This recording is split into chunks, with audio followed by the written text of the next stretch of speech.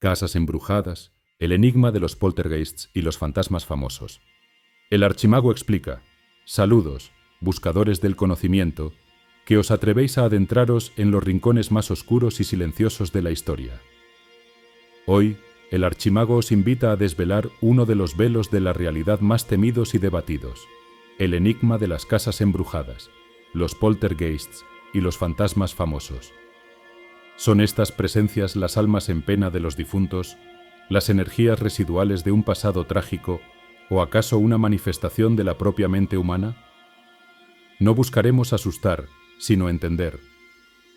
Preparad vuestras mentes para un viaje a la encrucijada de lo paranormal y la ciencia, porque lo que desentrañaremos nos obligará a cuestionar la naturaleza misma del tiempo y del espacio. La creencia en que los espíritus de los muertos pueden regresar a este mundo es tan antigua como la civilización misma. Sin embargo, en el mundo de lo paranormal es crucial diferenciar entre las distintas manifestaciones.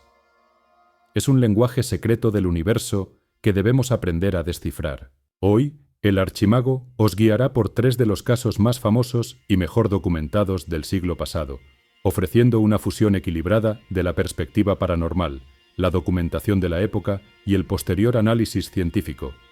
Pero antes, un punto clave. ¿Cuál es la diferencia entre un fantasma, un espectro y un poltergeist?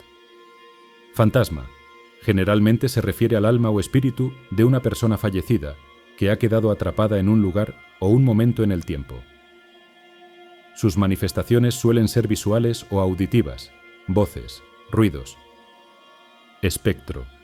Aunque a menudo se usa como sinónimo de fantasma, se refiere a una manifestación más visual, una aparición casi sólida, una especie de proyección de un ser fallecido. Poltergeist.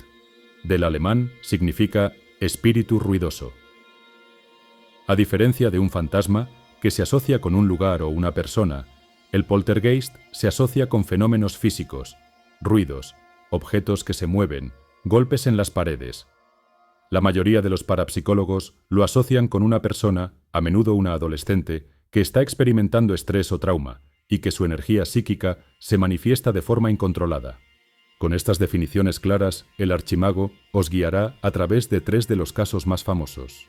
Cada uno de estos casos es un relato trágico y complejo, un velo de la realidad que nos obliga a mirar al abismo. La casa de Amityville, un caso de terror y contradicción. En 1975, la familia Lutz se mudó a una casa en Amityville, Nueva York, donde un año antes, Ronald DeFeo Jr. había asesinado a toda su familia. Los Lutz solo vivieron allí 28 días, alegando que los fenómenos paranormales los obligaron a huir.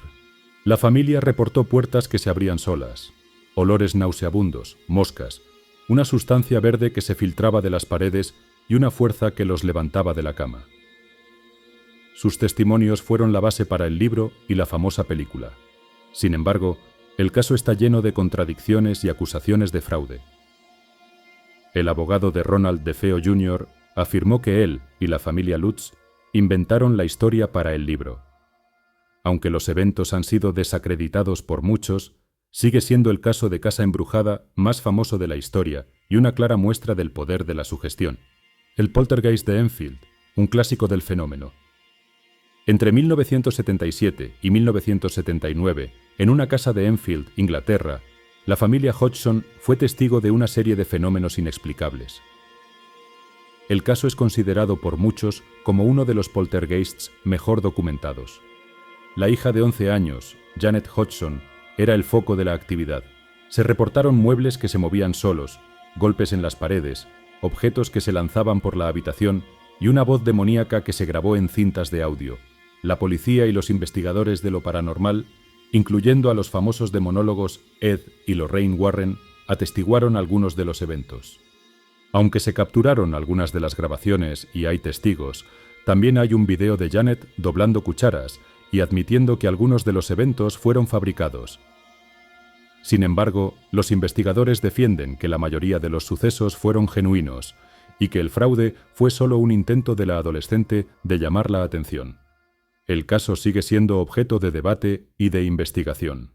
La casa Winchester, un laberinto para los espíritus.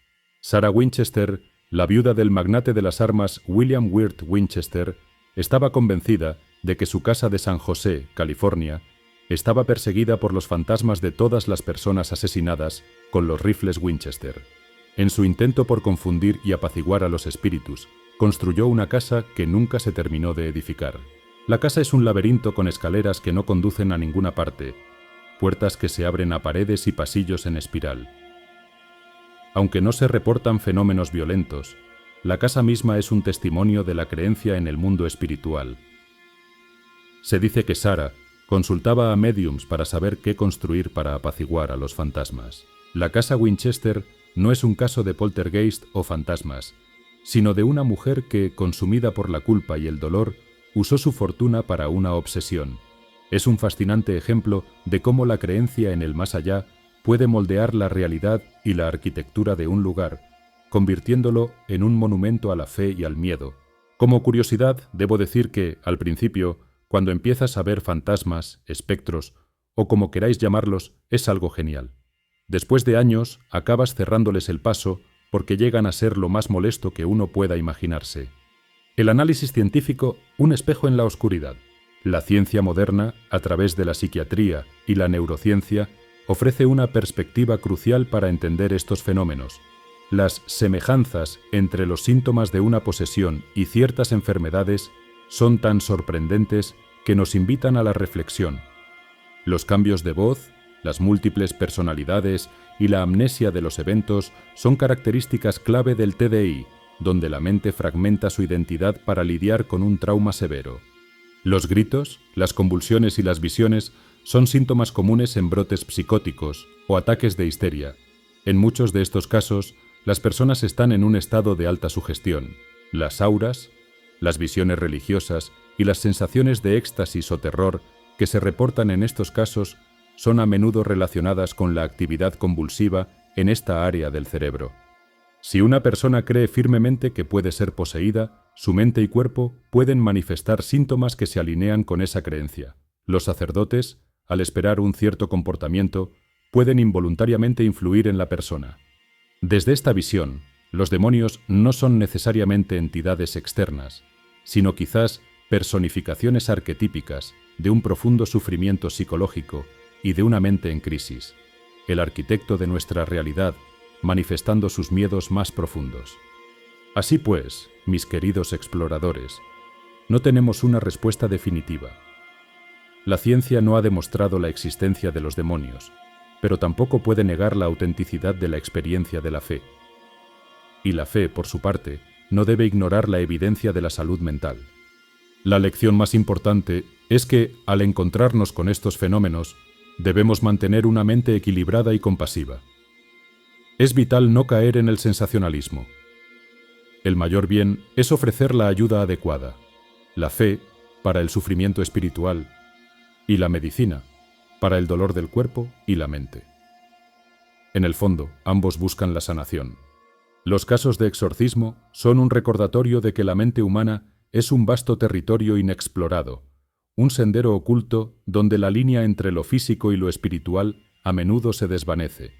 El velo de la realidad que se levanta aquí nos muestra que la oscuridad exterior y la interior son espejos la una de la otra.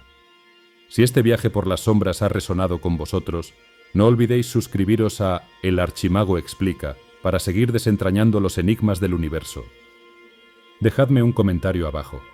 ¿Qué pensáis de estos casos?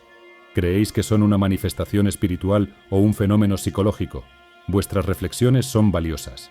Dad me gusta a este video si ha iluminado vuestro camino. Y recordad, la verdadera valentía no es no tener miedo, sino enfrentarlo con conocimiento y compasión. Hasta la próxima revelación. El Archimago se despide, por ahora.